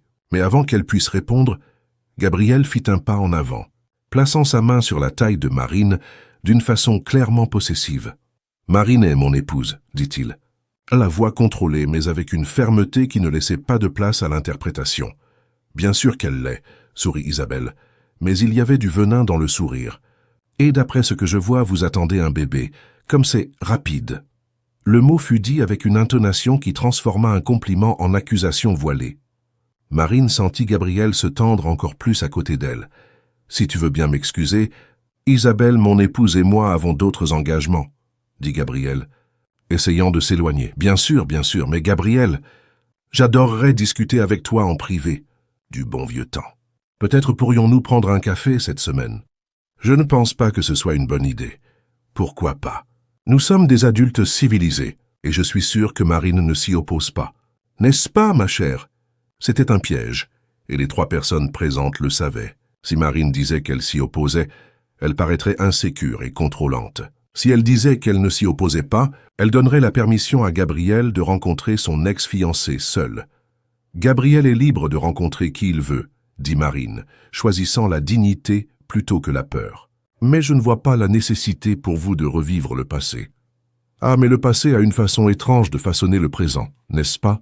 Isabelle sourit à nouveau. « Enfin, Gabriel a mon numéro. » S'il change d'avis, elle s'éloigna, laissant une traînée de parfums coûteux et de tension dans l'air. « Je ne vais pas la rencontrer, dit immédiatement Gabriel.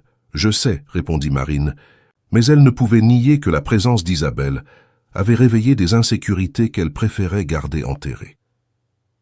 Dans les jours qui suivirent, Isabelle prit soin d'apparaître aux mêmes endroits que Gabriel et Marine. Au restaurant où ils dînèrent samedi, elle était là, dînant seule à une table proche, saluant poliment. À la galerie d'art qu'ils visitèrent dimanche, elle apparut par coïncidence, commentant sur le bon goût de Gabriel pour l'art. Au café où Marine aimait prendre du thé mardi après-midi, Isabelle était là, lisant un livre et souriant sympathiquement quand Marine passa. C'était une campagne d'intimidation subtile, mais efficace. Isabelle ne faisait rien d'évidemment incorrect, elle ne s'approchait pas, ne provoquait pas de scène, ne faisait pas de commentaires directs. Mais sa présence constante était un rappel qu'elle existait, qu'il y avait une histoire entre elle et Gabriel, que Marine était une intruse dans un monde qui n'était pas le sien. La goutte d'eau vint un jeudi après-midi, quand Marine faisait des achats pour la layette du bébé dans une boutique chic de l'avenue Montaigne. Elle choisissait de minuscules bodys et essayait de décider.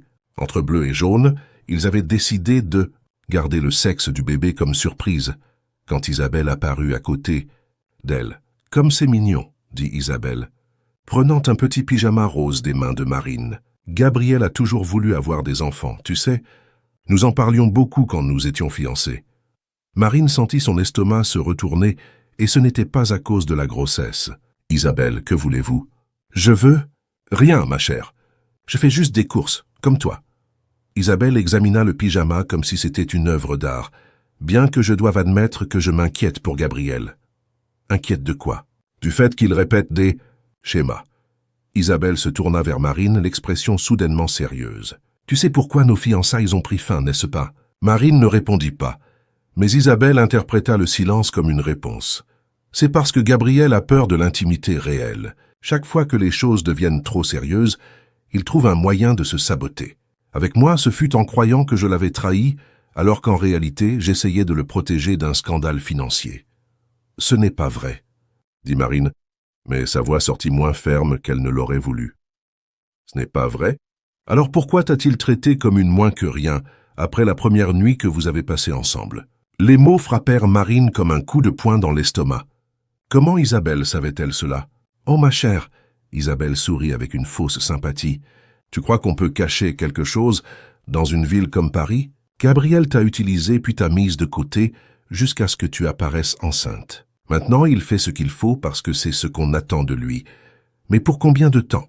Que penses-tu qu'il se passera quand la nouveauté sera passée? Quand le bébé sera né et que vous devrez faire face à la réalité d'être parent? Vous ne savez pas de quoi vous parlez. Je sais parfaitement. Je connais Gabriel depuis 10 ans. Il est doué pour faire sentir les gens spéciaux au début. Mais quand la passion passe et qu'il ne reste que la vie réelle, il trouve toujours un moyen de fuir. » Marine sentit des larmes brûler dans ses yeux, mais elle refusa de pleurer devant Isabelle. « Si vous voulez bien m'excuser, j'ai des achats à terminer. »« Bien sûr, ma chère. Juste une dernière chose. Quand Gabriel se lassera de jouer à la famille, et il se lassera, je serai là. Contrairement à toi, je comprends son monde. Je ne le jugerai pas pour vouloir sa liberté. » Isabelle s'éloigna, laissant Marine seule parmi des piles de vêtements de bébé, essayant de ne pas s'effondrer. Les mots d'Isabelle résonnaient dans l'esprit de Marine, creusant des trous dans la confiance qu'elle construisait avec Gabriel. Et si c'était vrai? Et si Gabriel jouait simplement le rôle du mari dévoué, parce qu'il se sentait obligé? Et s'il s'enfuyait réellement, quand les choses devenaient difficiles? Marine arriva chez elle cet après-midi-là, portant des sacs d'achat et un poids sur le cœur. Gabriel était dans son bureau comme toujours, parlant au téléphone de quelque affaire urgente. Elle rangea les petits vêtements du bébé dans la chambre qu'il transformait en nurserie, essayant de retrouver l'enthousiasme qu'elle ressentait le matin. Ce fut Gabriel qui remarqua que quelque chose n'allait pas. « Comment s'est passé le shopping ?» demanda-t-il pendant le dîner, étudiant son visage. « Bien, » répondit Marine, touchant à la nourriture sans beaucoup d'appétit. « Marine !» Gabriel posa sa fourchette et se pencha vers elle. « Que s'est-il passé ?» Marine hésita. Parler de la rencontre avec Isabelle pourrait sembler paranoïaque, insécure, mais les mots de l'ex-fiancé de Gabriel avaient semé des graines de doute qui poussaient comme de mauvaises herbes. « J'ai rencontré Isabelle au magasin », admit-elle finalement. Le changement sur le visage de Gabriel fut immédiat. Qu'a-t-elle dit?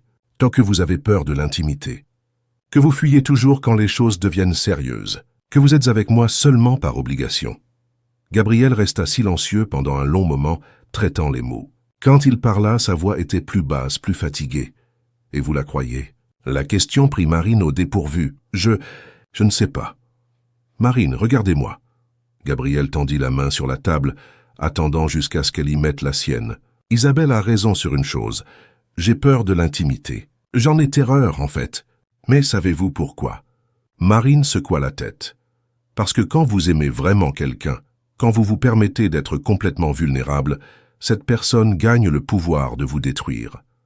Et Isabelle m'a détruit. Pas de la façon dont elle vous l'a raconté.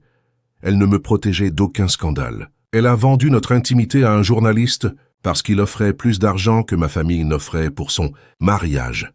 Marine sentit son cœur se serrer. Mais avec vous, Gabriel serra sa main. Avec vous, pour la première fois en des années, la peur de la destruction est moindre que le besoin d'être proche. Vous me donnez envie d'être courageux. Et si elle avait raison? Et si vous vous lassiez de jouer à la famille? Gabriel lâcha sa main et se leva de table. Marine pensa qu'il allait partir, qu'il allait prouver exactement ce qu'Isabelle avait dit. Au lieu de cela, il alla dans son bureau et revint avec quelque chose dans les mains. C'était une feuille de papier avec une écriture manuscrite que Marine reconnut comme la sienne. Qu'est-ce que c'est? Une chanson que j'ai écrite pour vous. La semaine dernière, quand vous dormiez et que je vous regardais respirer. Gabriel s'assit à nouveau, les mains tremblant légèrement. Je veux que vous la lisiez. Marine prit le papier et lut les mots qui y étaient écrits. C'était une chanson sur la rédemption, sur trouver la lumière dans l'obscurité, sur un homme qui avait renoncé à aimer jusqu'à ce qu'il trouve quelqu'un qui l'ait fait croire à nouveau. C'était beau, vulnérable et complètement honnête. Gabriel, je ne jouais pas à la famille, Marine. C'est ma famille. Vous et notre bébé êtes ma famille. Et si Isabelle ou n'importe qui d'autre pense qu'ils vont réussir à me convaincre du contraire, ils ne me connaissent pas aussi bien qu'ils le pensent. Marine sentit les larmes finalement couler. Pardon. Pardon d'avoir douté de vous. Ne vous excusez pas. Isabelle est manipulatrice, et elle sait exactement où appuyer pour causer de la douleur. Mais Marine, j'ai besoin que vous sachiez une chose. Gabriel se leva et s'agenouilla à côté de la chaise d'elle, prenant ses mains entre les siennes. « Je vous aime », dit-il regardant directement dans ses yeux. « Pas par obligation, pas parce que vous êtes enceinte, pas à cause du contrat. Je vous aime parce que vous m'avez appris qu'il est possible d'être fort et doux en même temps. Parce que vous me donnez envie d'être une meilleure version de moi-même. Parce que quand je suis avec vous, je n'ai pas besoin de prétendre être quelqu'un que je ne suis pas. Je vous aime aussi, murmura Marine. Alors épousez-moi, pour de vrai cette fois. Pas pour un contrat, pas pour les apparences, mais parce que nous voulons construire une vie ensemble. Marine regarda l'homme agenouillé à côté d'elle, le même homme qui, des mois auparavant, l'avait traité comme un accessoire pratique, qui maintenant s'ouvrait complètement, offrant son cœur sans garantie. « Oui, dit-elle. Oui, je vous épouse. » Gabriel sourit, le premier sourire sincèrement heureux que Marine avait vu sur son visage, et l'embrassa. Ce fut un baiser différent de tous les autres qu'ils avaient à partager. C'était un baiser de promesse, d'engagement, d'avenir. Le second mariage eut lieu 1 mois plus tard, quand Marine était dans son 7e mois de grossesse. Ce fut complètement différent du premier. Pas d'hôtel 5 étoiles, ou de liste d'invités stratégiques.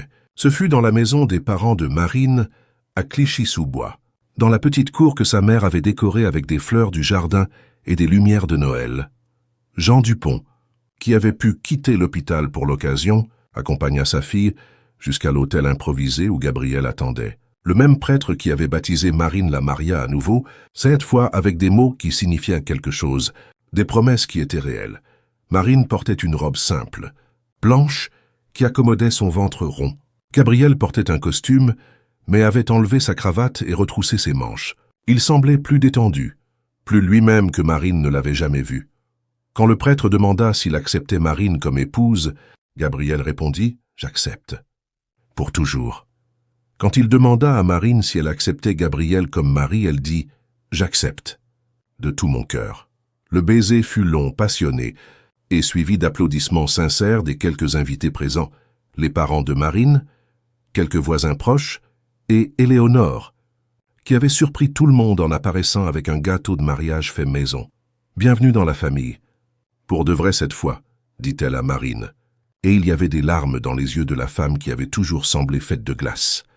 La fête fut simple, mais pleine de joie réelle. Gabriel joua de la guitare pour la première fois depuis des années, chantant la chanson qu'il avait écrite pour Marine, tandis qu'elle pleurait d'émotion.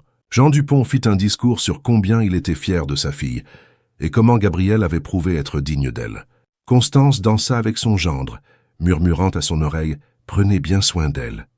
« Toujours », promit Gabriel.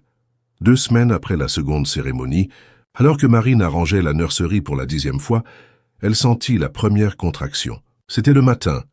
Gabriel était sorti pour une réunion rapide, et elle était seule à plier de minuscules vêtements, quand une forte douleur la fit se plier en 2. Au début, elle pensa que c'était une fausse alerte. Il restait encore 3 semaines avant la date prévue, mais les contractions continuèrent, devenant plus fortes et plus fréquentes. Marine appela Gabriel, essayant de rester calme. « Je crois que c'est le moment. » « Le moment de quoi ?»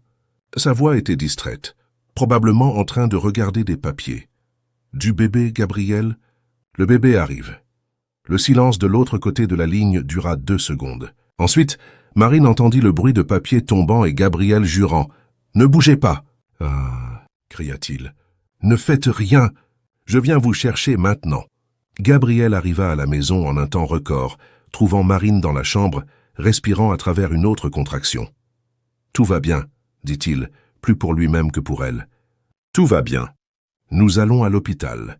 Où est le sac ?»« Dans le dressing, » réussit à dire Marine entre les respirations. Gabriel courut d'un côté à l'autre comme un personnage de comédie, prenant le sac, cherchant les clés de la voiture, vérifiant s'il avait de l'essence dans le téléphone. Marine, malgré la douleur, ne put s'empêcher de rire. « Gabriel, vous devez respirer. »« Je respire. C'est vous qui devez respirer. » Le chemin vers l'hôpital fut une aventure à part. Gabriel conduisait comme s'il était dans une mission de vie ou de mort, parlant sans arrêt pour calmer ses propres nerfs. La circulation est terrible.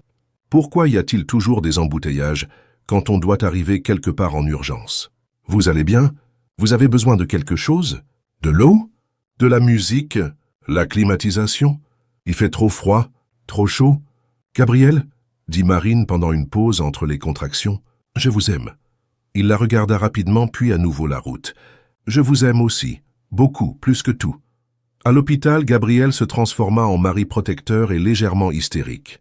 Il questionna chaque procédure, exigea de parler au médecin-chef, s'assura que Marine était confortable 15 fois par minute. « Monsieur Moreau, » dit l'infirmière avec patience, « votre épouse s'en sort très bien. Mais vous devez vous calmer ou nous aurons 2 patients ici. » Le travail dura 12 heures. 12 heures pendant lesquelles Gabriel ne quitta pas le côté de Marine une seule minute, tenant sa main, essuyant la sueur de son front, murmurant des mots d'encouragement quand les contractions devenaient insupportables. « Vous pouvez le faire, disait-il. Vous êtes la femme la plus forte que j'ai jamais connue. Notre bébé va naître parfait parce que vous êtes parfaite. » Quand enfin le moment arriva, quand le médecin dit qu'il pouvait déjà voir la tête du bébé, Gabriel pleura plus que Marine. « C'est presque fini, mon amour, » murmura-t-il. « Encore une fois, vous pouvez le faire. » Et alors, dans un moment qui changerait leur vie pour toujours, ils entendirent le premier cri. Fort indigné, plein de vie. « C'est une fille !» annonça le médecin, soulevant un tout petit bébé parfait. Gabriel regarda sa fille et s'effondra. Il pleura comme un enfant, tremblant des pieds à la tête. « Elle est parfaite !» répétait-il. « Elle est parfaite !» L'infirmière plaça le bébé sur la poitrine de Marine et elle regarda sa petite fille, peau rosée, une chevelure sombre comme celle de Gabriel, yeux plissés protestant contre le monde nouveau.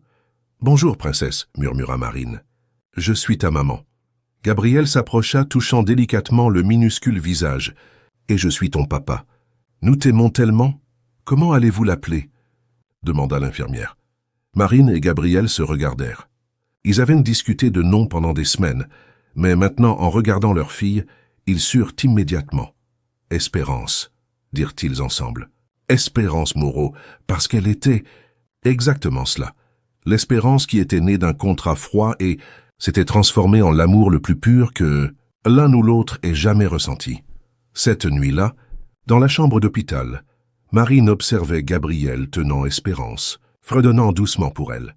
La même musique qu'il avait composée pour Marine, maintenant adapté pour sa fille. « Saviez-vous, dit doucement Marine, que quand j'ai signé ce contrat, je pensais que je vendais 1 an de ma vie. » Gabriel la regarda, Espérance dormant tranquillement dans ses bras. « Et maintenant ?»« Maintenant, je sais que j'achetais le reste de ma vie. » Gabriel sourit, ce sourire qui était devenu la chose préférée de Marine dans le monde entier. « Nous 3, dit-il. « Pour toujours.